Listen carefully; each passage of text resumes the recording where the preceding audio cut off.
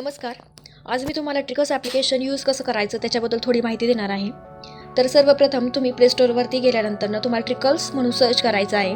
Trickles search केल्यानंतर application दिसेल ते तुम्हाला डाउनलोड करायचं आहे. डाउनलोड केल्यानंतर तुम्हाला इथे स्टुडंट लॉग इन म्हणून असा ऑप्शन दिसेल.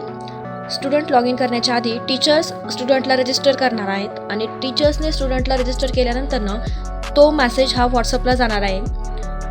व्हॉट्सअपला गेल्यानंतर स्टुडंटला ट्रिकर्स ॲप्लिकेशनकडनं युजर नेम आणि पासवर्डचा मेसेज येणार आहेत आणि त्या मेसेज आल्यानंतर तुम्ही इथनं डायरेक्ट ट्रिकर्स ॲप्लिकेशन ओपन करू शकता. ओपन म्हटल्यानंतर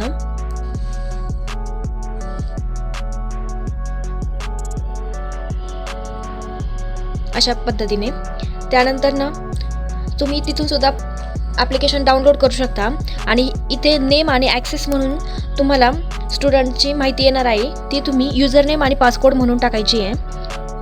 तर आपण आता एक स्टुडंट लॉग इन करून बघूयात.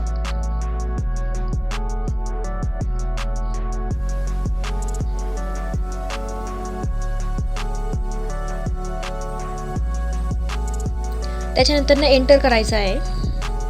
एंटर केल्यानंतर स्टुडंट हा सक्सेसफुल लॉग इन होतो. त्याच्यानंतर इथे सब्जेक्ट, ग्रेड, स्टेटस आणि ऑल म्हणून ऑप्शन येत आहे. त्याच्यामध्ये सब्जेक्टमध्ये तुम्हाला GK, मॅथ्स, मराठी, इंग्लिश असे सब्जेक्ट दिसतील. त्याच्यामध्ये त्या सब्जेक्टमध्ये कुठल्या कुठल्या टेस्ट आल्या त्या तुम्हाला त्यावर दिसतील. त्यानंतर ग्रेडमध्ये तुमचा कुठला वर्ग आहे त्या वर्गाच्या टेस्ट तुम्हाला दिसतील.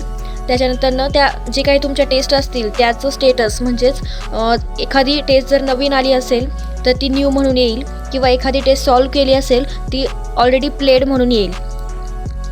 आता बघू शकता ही EVSची टेस्ट टीचरने स्टुडंटला असाइन केली आहे. तर याच्यामध्ये आपण कुठल्याही एका टेस्टवर क्लिक करू. अशा पद्धतीने प्ले करायचं आहे. त्याच्यानंतर टेस्ट चालू होते. अशा पद्धतीने तुम्हाला क्वेश्चन्स दिसतील. त्याच्यानंतर कुठलाही जे काही योग्य उत्तराचा ऑप्शन असेल त्यावर क्लिक करायचं आहे. त्याच्यानंतर ते सेव्ह करून तुम्हाला पुढच्या क्वेश्चनवर जायचं आहे. क्वेश्चन सॉल्व करत असताना ह्या ग्रीन बटनवर सेव्ह करण्याचं विसरायचं नाही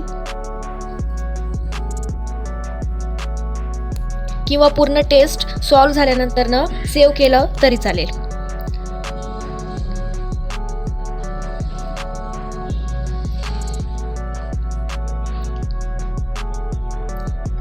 तर अशा पद्धतीने तुम्हाला टेस्ट सॉल्व करायचे आहे.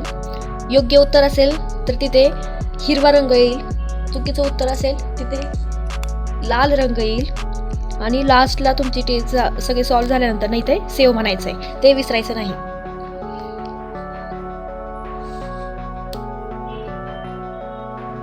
टेस्ट सॉल्व झाल्यानंतर तुम्हाला अजून काही ॲडव्हान्स फीचर दिसेल. त्याच्यामध्ये गॅलरी, न्यूज, डाएट प्लॅन आणि टाईम टेबल असेल. गॅलरी म्हणजे जो काही तुमचा इव्हेंट असेल, स्कूल गॅदरिंग असेल किंवा काही असेल तर त्याचे फोटोज वगैरे तुम्हाला गॅलरी म्हणून ऑप्शनमध्ये दिसेल. न्यूजमध्ये टीचरांना कुठलेही अचानक अशा काहीतरी बातम्या पाठवायच्या असेल स्टुडंटबद्दल किंवा शाळेबद्दल, पालक मेळावा असेल किंवा सुट्टी जाहीर करायची असेल तर ते न्यूजवर तुम्हाला माहिती दिली जाईल. डाएट प्लॅनमध्ये तुम्हाला तुमचा डाएट कसा असावा त्याबद्दल तुमचा प्लॅन दिलेला असेल आणि टाईम टेबलमध्ये तुमचं एक्झामचं शेड्यूल वगैरे किंवा क्लासरूमचं शेड्यूल तुम्हाला दिसेल.